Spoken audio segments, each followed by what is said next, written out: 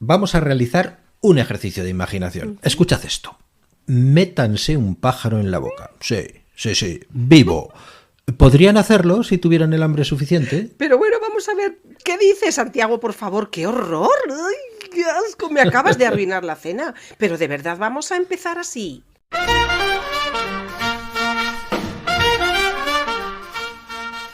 Bienvenidos a Palabras Paganas. Historias que bailan, páginas que hablan. Sumérgete en mundos de tinta y papel, donde cada palabra tiene un sabor a miel. Pues así empezamos. Bienvenidas y bienvenidos a un nuevo episodio de Palabras Paganas, el podcast donde cada semana os traemos relatos con sabor a noche, a misterio, a lo innombrable y hasta pájaros vivos. Hoy llegamos al episodio 13 y ahora lo explicamos. Ya solo por ese número sabíamos que, pues teníamos que hacer algo especial. Y vaya si lo es, porque comenzamos con un relato que es tan breve como inquietante. Se titula Pájaros en la boca y es obra de Samantha Schweblin, una autora argentina que sabe muy bien cómo ponerte los pelos de punta sin levantar la voz. Y de ahí venía lo de los pajaritos. No vamos a hacer spoilers, eso sí, solo os diremos que en esta historia hay una niña, una separación y un acto extraño, algo que rompe con todas las normas. Y sí, tiene que ver con comer pájaros vivos. No es una metáfora, es literal. Pero como siempre, en Palabras Paganas, lo importante no es lo que se cuenta, sino lo que se insinúa. La grieta, el eco, lo que queda en el aire. Y para narrar esta joya tenemos al mismísimo brujo, con esa voz que ya conocéis, que viene de la tierra del humo y de los sueños. Así que apagad las luces, subid el volumen y escuchad.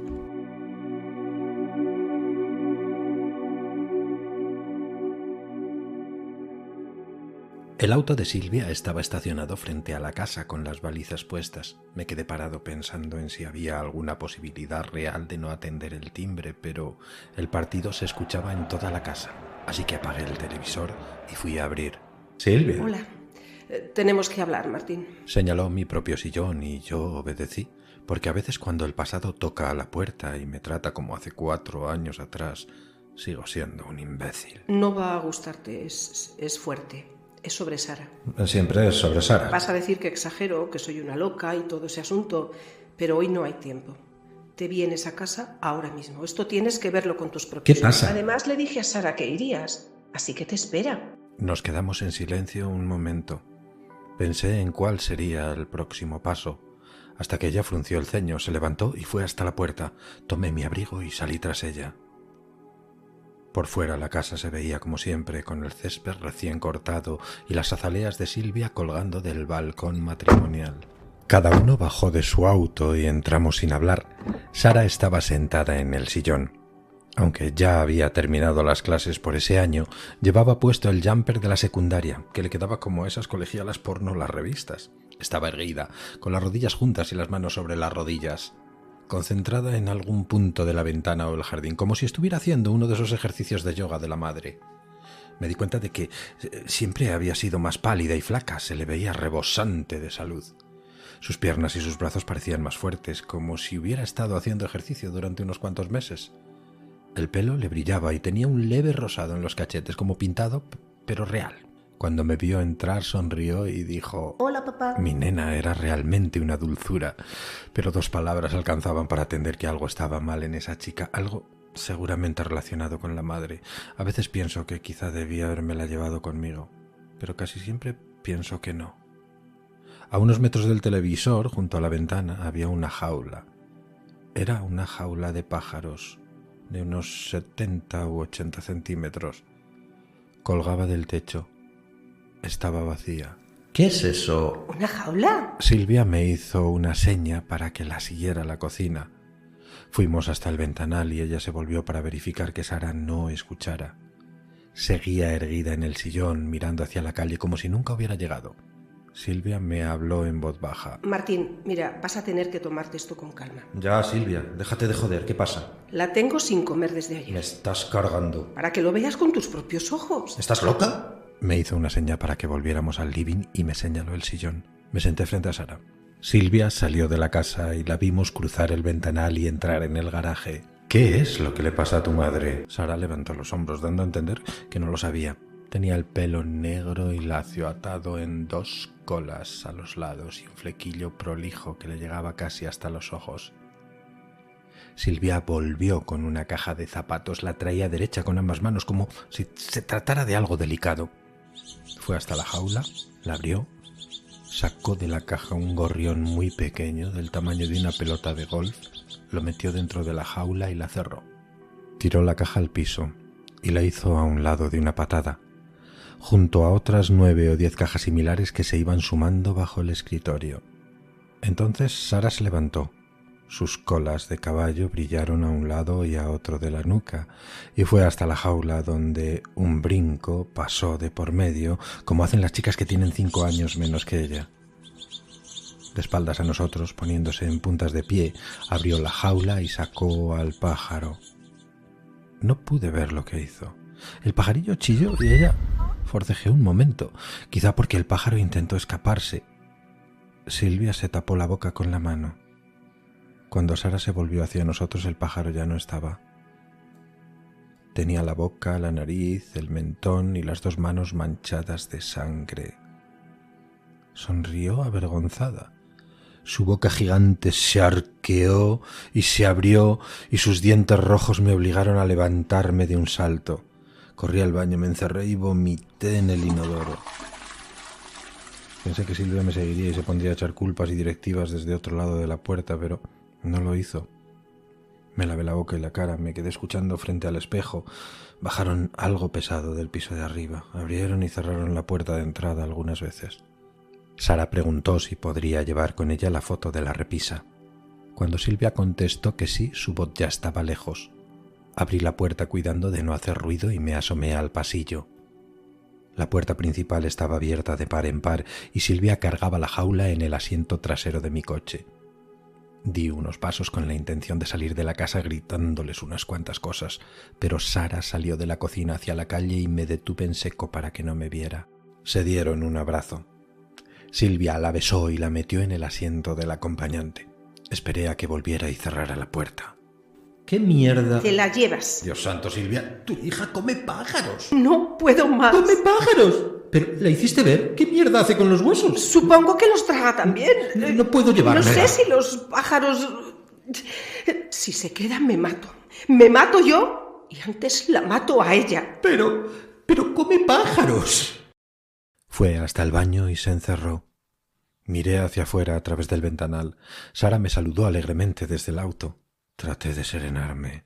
Pensé en cosas que me ayudaran a dar algunos pasos torpes hacia la puerta, rezando porque ese tiempo alcanzara para volver a ser un ser humano común y corriente, un tipo pulcro y organizado, capaz de quedarse 10 minutos de pie en el supermercado frente a la góndola de enlatados, corroborando que las arvejas que se está llevando son las adecuadas.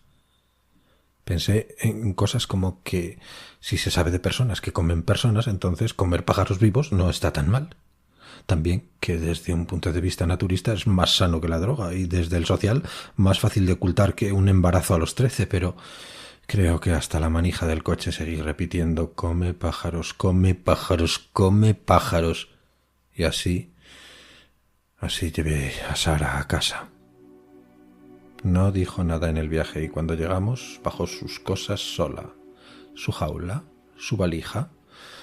Lo había guardado en el baúl. Y 4 cajas de zapatos como la que Silvia había traído del garaje. No pude ayudarla con nada. Abrí la puerta y ahí esperé a que ella fuera y viniera con todo. Cuando entramos le señalé el cuarto de arriba. Después de que se instaló la hice bajar y sentarse frente a mí en la mesa del comedor. Preparé 2 cafés, pero Sara hizo a un lado su taza y dijo que no tomaba infusiones. ¿Comes pájaros, Sara? Sí, papá. Tú también. ¿Comes pájaros vivos, Sara? Sí, papá. Pensé en qué se sentiría al tragar algo caliente y en movimiento, algo lleno de plumas y patas en la boca, y me tapé con la mano como hacía Silvia. Pasaron 3 días. Sara estaba casi todo el día en el living, erguida en el sillón, con las rodillas juntas y las manos sobre las rodillas. Yo salía temprano del trabajo y me lo pasaba todo el día consultando en internet infinitas combinaciones de las palabras pájaro, crudo, cura, adopción, sabiendo que ella seguía sentada ahí mirando hacia el jardín durante horas. Cuando entraba en la casa alrededor de las 7 y la veía tal cual la había imaginado durante todo el día, se me erizaban los pelos de la nuca y me daban ganas de salir y dejarla encerrada dentro con llave, herméticamente cerrada, como los insectos que se cazan de chico y se guardan en frascos de vidrio hasta que el aire se acaba. ¿Podría hacerlo? Cuando era chico vi en el circo a una mujer barbuda que se llevaba a ratones a la boca. Los sostenía así un rato con la cola moviéndose entre los labios cerrados mientras caminaba frente al público con los ojos bien abiertos. Ahora pensaba en esa mujer casi todas las noches, revolcándome en la cama sin poder dormir, considerando la posibilidad de internar a mi Sara en un centro psiquiátrico. Quizá podría visitarla 1 o 2 veces por semana. Podríamos turnarnos con Silvia. Pensé en esos casos en el que los médicos sugieren cierto aislamiento del paciente, alejarlo de la familia por unos meses. Quizá era una buena opción para todos, pero no estaba seguro de que Sara pudiera sobrevivir en un lugar así. ¿O sí? En cualquier caso, su madre no lo permitiría. ¿O sí? No podía decidirme. Silvia vino a vernos.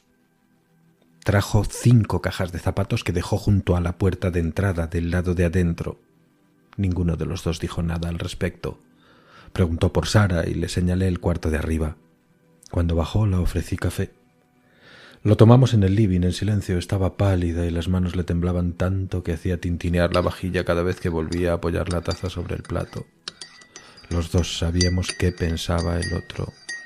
Yo podía decir, esto es culpa tuya, esto es lo que lograste, y ella podía decir algo absurdo como, esto pasa porque nunca le prestaste atención. Pero la verdad es que ya estábamos muy cansados.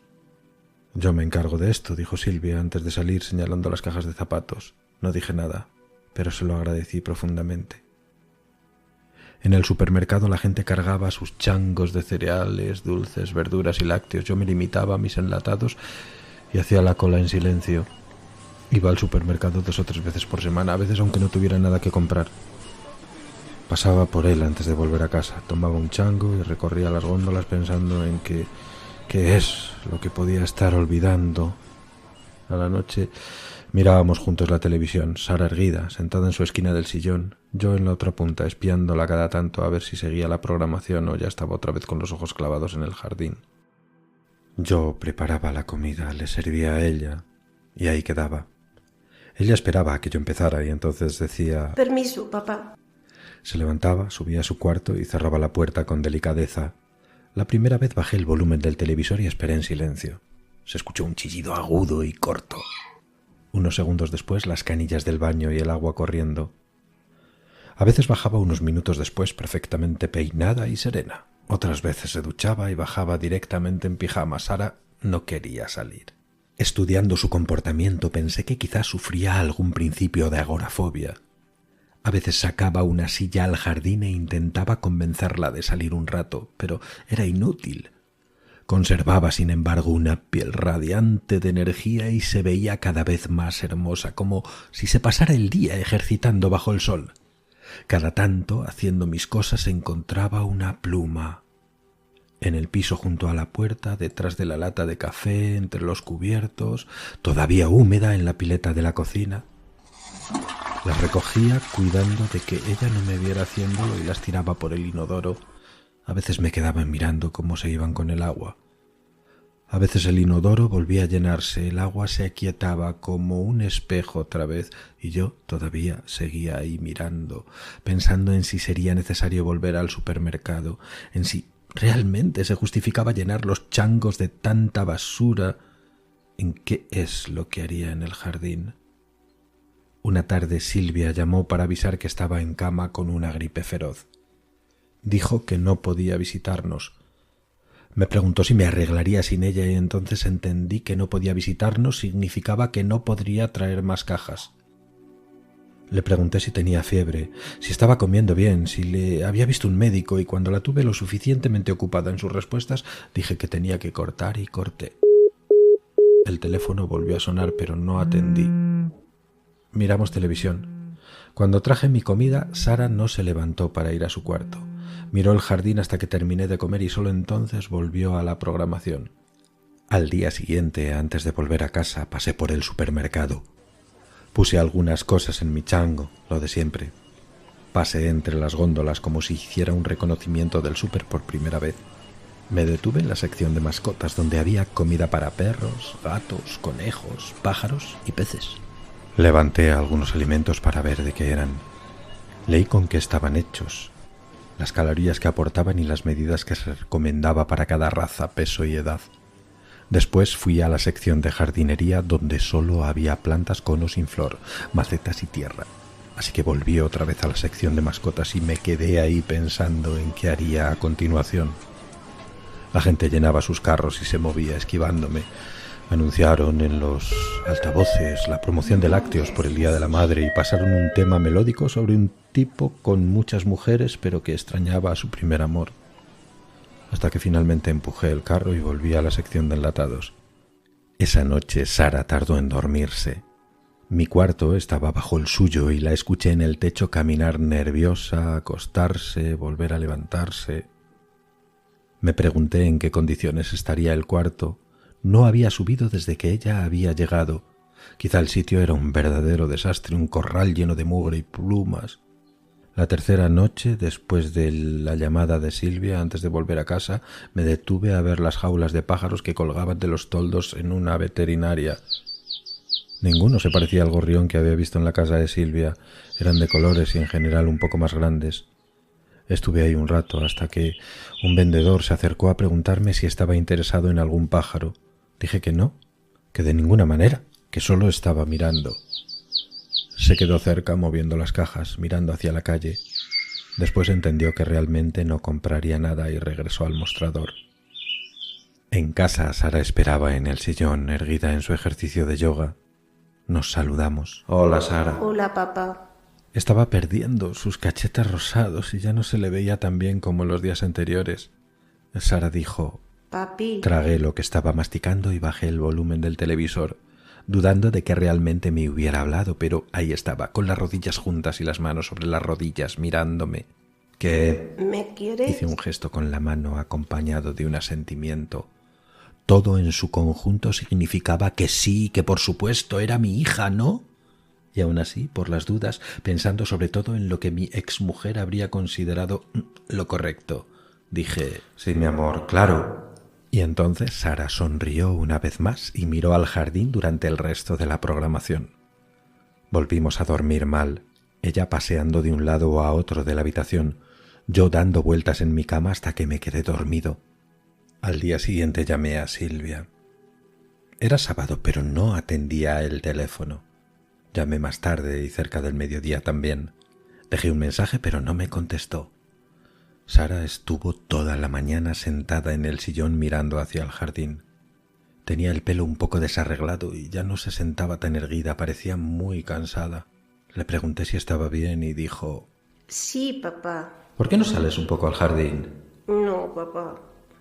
Pensando en la conversación de la noche anterior, se me ocurrió que podría preguntarle si me quería. Pero enseguida me pareció una estupidez. Volví a llamar a Silvia, dejé otro mensaje, en voz baja, cuidando que Sara no me escuchara. Dije en el contestador: «Es urgente, por favor». Esperamos sentados cada uno en su sillón con el televisor encendido. Unas horas más tarde, Sara dijo: Permiso, papá. Se encerró en su cuarto. Apagué el televisor y fui al teléfono. Levanté el tubo una vez más, escuché el tono y corté. Fui con el coche hasta la veterinaria. Busqué al vendedor y le dije que necesitaba un pájaro chico, el más chico que tuviera. El vendedor abrió un catálogo de fotografías y dijo que los precios y la alimentación variaban de una especie a otra. Golpeé la mesa con la palma de la mano. Algunas cosas saltaron sobre el mostrador y el vendedor se quedó en silencio mirándome. Señalé un pájaro chico oscuro que se movía nervioso de un lado a otro en su jaula. Me cobraron 120 pesos y me lo entregaron en una caja cuadrada de cartón verde con pequeños orificios calados alrededor, una bolsa gratis de alpiste que no acepté y un folleto del criadero con la foto del pájaro en el frente. Cuando volví, Sara seguía encerrada. Por primera vez desde que ella estaba en casa, subí y entré al cuarto. Estaba sentada en la cama frente a la ventana abierta. Me miró, pero ninguno de los dos dijo nada. Se le veía tan pálida que parecía enferma. El cuarto estaba limpio y ordenado. La puerta del baño entornada. Había unas 30 cajas de zapatos sobre el escritorio, pero desarmadas de modo que no ocuparan tanto espacio y apiladas prolijamente unas sobre otras. La jaula colgaba vacía cerca de la ventana. En la mesita de luz, junto al velador, el portarretrato que se había llevado de la casa de su madre. El pájaro se movió y sus patas se escucharon sobre el cartón, pero Sara permaneció inmóvil. Dejé la caja sobre el escritorio, salí del cuarto y cerré la puerta. Entonces me di cuenta de que no me sentía bien. Me apoyé en la pared para descansar un momento. Miré el folleto del criadero que todavía llevaba en la mano. En el reverso había información acerca del cuidado del pájaro y de sus ciclos de procreación. Resaltaban la necesidad de la especie de estar en pareja en los periodos cálidos y las cosas que podían hacerse para que los años de cautiverio fueran lo más amenos posible. Escuché un chillido breve y después la canilla de la pileta del baño. Cuando el agua empezó a correr me sentí un poco mejor y supe que, de alguna forma, me las ingeniaría para bajar las escaleras.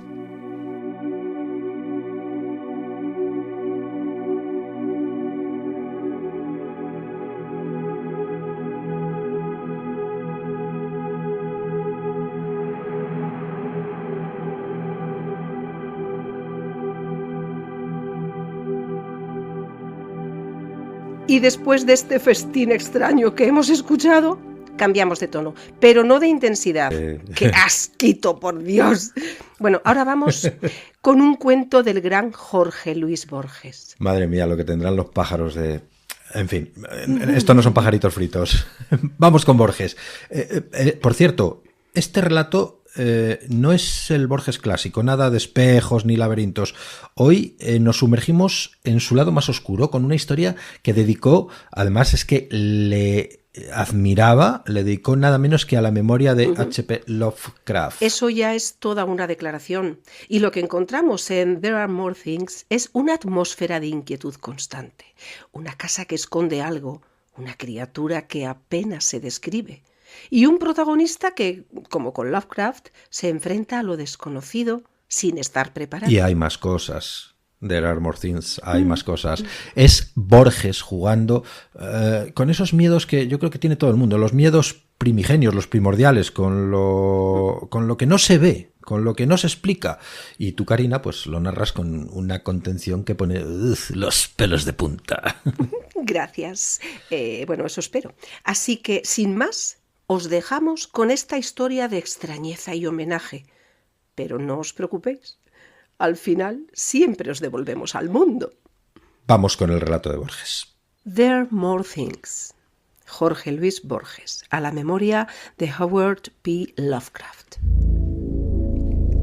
A punto de rendir el último examen en la Universidad de Texas en Austin, supe que mi tío Edwin Ernoth había muerto de un aneurisma en el confín remoto del continente. Sentí lo que sentimos cuando alguien muere, la congoja, ya inútil, de que nada nos hubiera costado haber sido más buenos. El hombre olvida que es un muerto que conversa con muertos. La materia que yo cursaba era filosofía. Recordé que mi tío, sin invocar un solo nombre propio, me había revelado sus hermosas perplejidades allá en la Casa Colorada, cerca de Lomas. Una de las naranjas del postre fue su instrumento para iniciarme en el idealismo de Berkeley. El tablero de ajedrez le bastó para las paradojas eleáticas. Años después me prestaría a los tratados de Hinton, que quiere demostrar la realidad de una cuarta dimensión del espacio que el lector puede intuir mediante complicados ejercicios con cubos de colores. No olvidaré los prismas y pirámides que erigimos en el piso del escritorio. Mi tío era ingeniero. Antes de jubilarse de su cargo en el ferrocarril, decidió establecerse en Turdera, que le ofrecía las ventajas de una soledad casi agreste y de la cercanía de Buenos Aires. Nada más previsible que el arquitecto fuera su íntimo amigo Alexander Muir. Este hombre rígido profesaba la rígida doctrina de Knox. Mi tío, a la manera de casi todos los señores de su época, era librepensador, o mejor dicho, agnóstico. pero le interesaba la teología, como le interesaban los falaces cubos de Hinton o las bien concertadas pesadillas del joven Wells. Le gustaban los perros. Tenía un gran ovejero, al que le había puesto el apodo de Samuel Johnson, en memoria de Letchford, su lejano pueblo natal. La Casa Colorada estaba en un alto, cercada hacia el poniente por terrenos anegadizos. Del otro lado de la verja, las araucarias no mitigaban su aire de pesadez. En lugar de azoteas había tejados de pizarra a dos aguas y una torre cuadrada con un reloj que parecían oprimir las paredes y las parcas ventanas. De chico yo aceptaba esas fealdades, como se aceptan esas cosas incompatibles que solo por razón de coexistir llevan el nombre de universo. Regresé a la patria en 1921. Para evitar litigios, habían rematado la casa. La adquirió un forastero, Max Pretorius, que abonó el doble de la suma ofrecida por el mejor postor.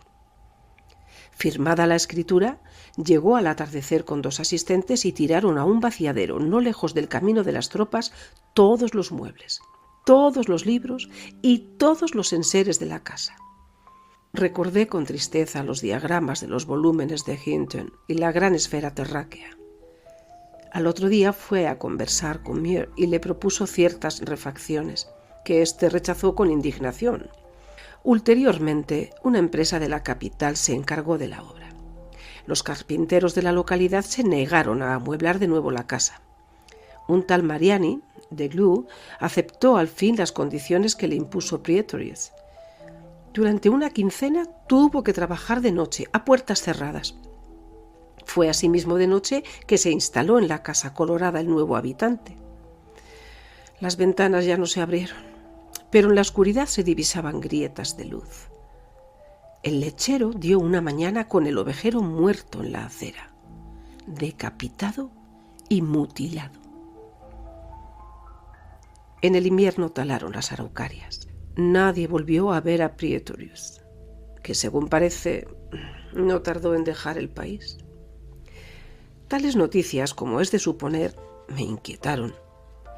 Sé que mi rasgo más notorio es la curiosidad, que me condujo alguna vez a la unión con una mujer del todo ajena a mí, solo para saber quién era y cómo era, a practicar sin resultado apreciable el uso del láudano, a explorar los números transfinitos y a emprender la atroz aventura que voy a referir. Fatalmente decidí indagar el asunto. Mi primer trámite fue ver a Alexander Muir. Lo recordaba erguido y moreno, de una flacura que no excluía la fuerza. Ahora lo habían encorvado los años y la renegrida barba era gris.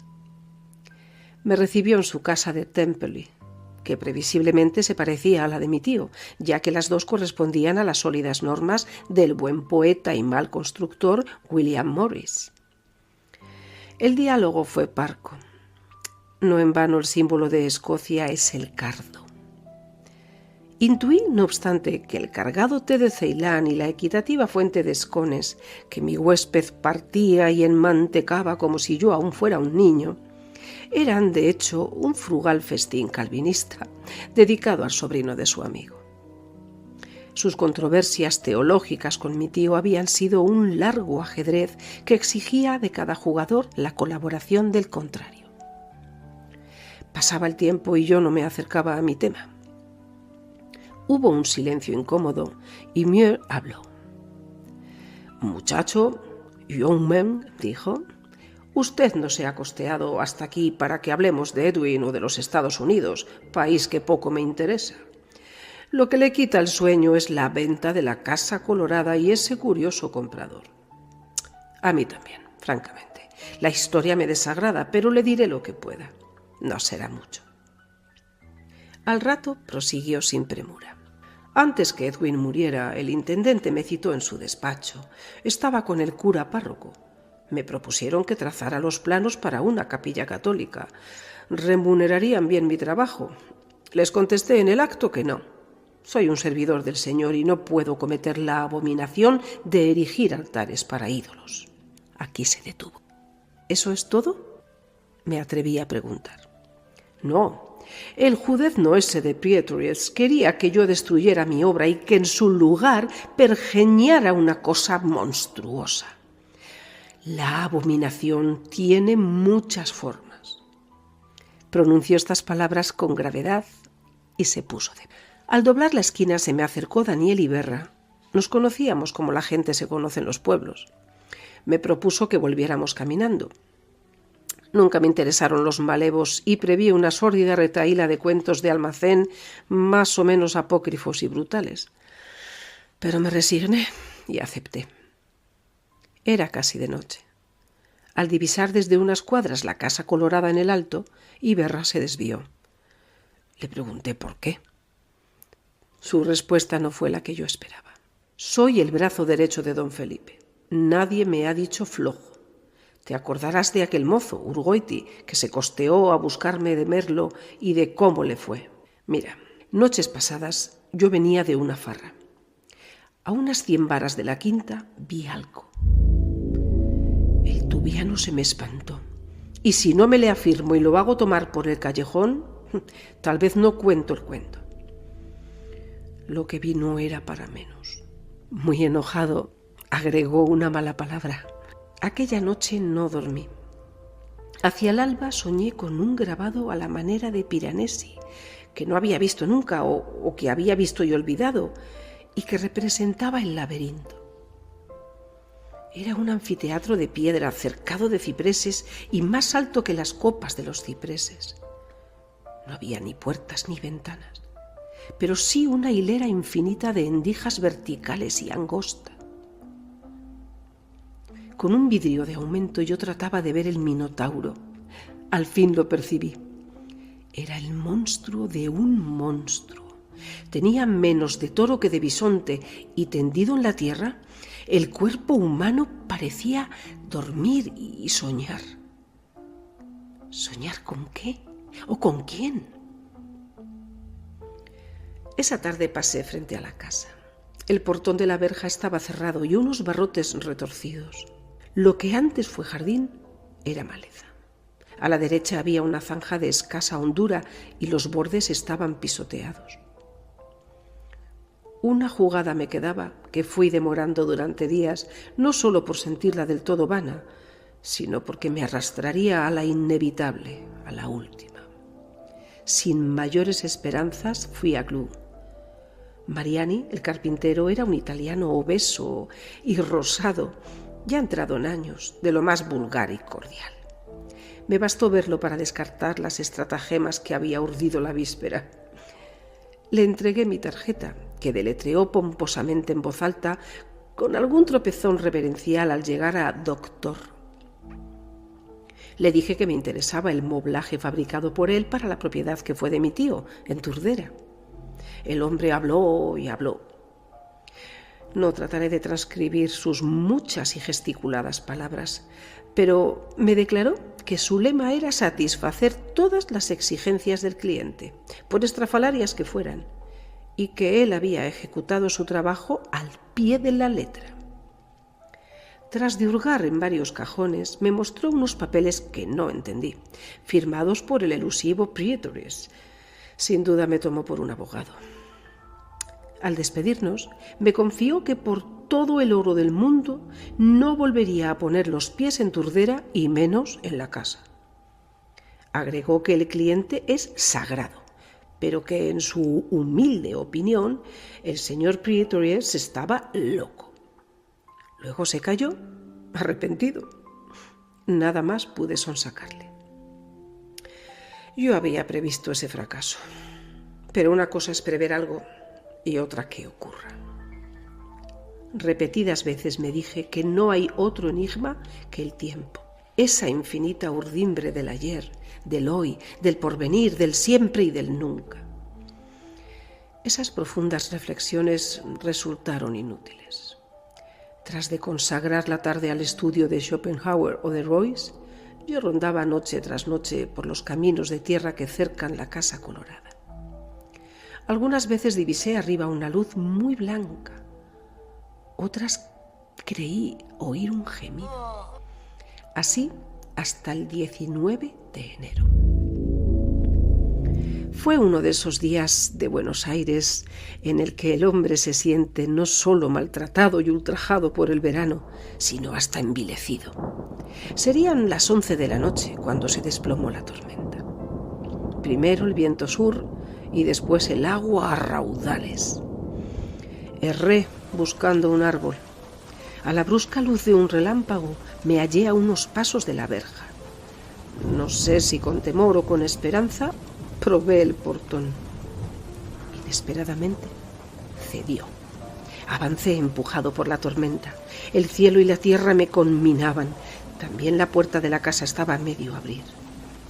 Una racha de lluvia me azotó la cara y entré. Adentro habían levantado las baldosas y pisé pasto desgreñado. Un olor dulce y nauseabundo penetraba la casa. A izquierda o a derecha, no sé muy bien, tropecé con una rampa de piedra. Apresuradamente subí. Casi sin proponérmelo hice girar la llave de la luz. El comedor y la biblioteca de mis recuerdos eran ahora, derribada la pared medianera, una sola gran pieza desmantelada, con uno que otro mueble. No trataré de describirlos porque no estoy seguro de haberlos visto, pese a la despiadada luz blanca. Me explicaré. Para ver una cosa hay que comprenderla. El sillón presupone el cuerpo humano, sus articulaciones y partes. Las tijeras, el acto de cortar. ¿Qué decir de una lámpara o de un vehículo? El salvaje no puede percibir la Biblia del misionero. El pasajero no ve el mismo cordaje que los hombres de a bordo. Si viéramos realmente el universo, tal vez lo entenderíamos. Ninguna de las formas insensatas que esa noche me deparó correspondía a la figura humana o a un uso concebible. Sentí repulsión y terror. En uno de los ángulos descubrí una escalera vertical que daba al otro piso. Entre los anchos tramos de hierro, que no pasarían de 10, había huecos irregulares.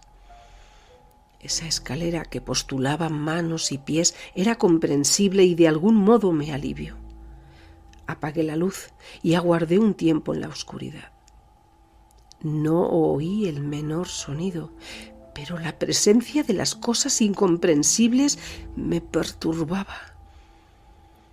Al fin me decidí. Ya arriba mi temerosa mano hizo girar por segunda vez la llave de la luz. La pesadilla que prefiguraba el piso inferior se agitaba y florecía en el último. Había muchos objetos o unos pocos objetos entretejidos. Recupero ahora una suerte de larga mesa operatoria muy alta en forma de U, con hoyos circulares en los extremos. Pensé que podía ser el lecho del habitante, cuya monstruosa anatomía se revelaba así, oblicuamente, como la de un animal o un dios, por su sombra. De alguna página de Lucano, leída hace años y olvidada, vino a mi boca la palabra anfisbena, que sugería, pero que no agotaba, por cierto, lo que verían luego mis ojos. Asimismo recuerdo una V de espejos que se perdía en la tiniebla superior. ¿Cómo sería el habitante? ¿Qué podía buscar en este planeta, no menos atroz para él que él para nosotros? ¿Desde qué secretas regiones de la astronomía o del tiempo, desde qué antiguo y ahora incalculable crepúsculo habría alcanzado este arrabal sudamericano y esta precisa noche? Me sentí un intruso en el caos.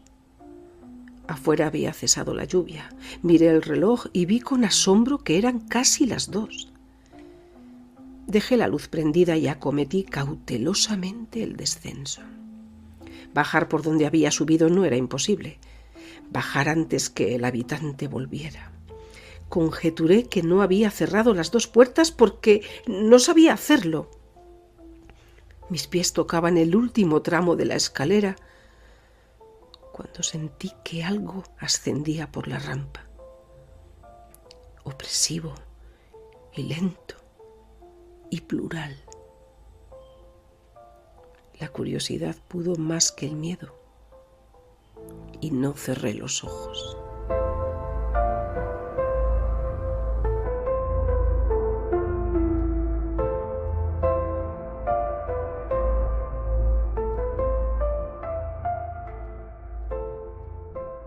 creo que nuestra palabra, nuestro eslogan, nuestro lema va a ser inquietante. Los amantes de los clásicos no se quejarán, ¿eh? Tenemos a Pardo Bazán, a Borges, a Becker y yo creo que aparte de los clásicos del terror, clásicos de la literatura también. Hasta aquí el episodio 13. Aquí hemos llegado al final. Episodio 13 de Palabras Paganas, con sabor a pájaro vivo en la boca y criaturas al otro lado de la puerta. Hemos querido celebrar este número 13 con dos piezas que, bueno, pues se han atrevido a cruzar las líneas. Eso es. Si os ha removido algo por dentro, si os ha dejado pensando, compartid el programa, dejadnos un comentario o simplemente volved a escucharlo. Hay palabras que merecen ser escuchadas más de una vez. Y recordad, como cada semana, lo pagano no es lo prohibido. Lo pagano es lo que aún respira en la sombra. Hasta el próximo relato. Palabras Paganas te despide por el momento, con letras que vibran y voces que inspiran. Nos vemos pronto en este ritual literario.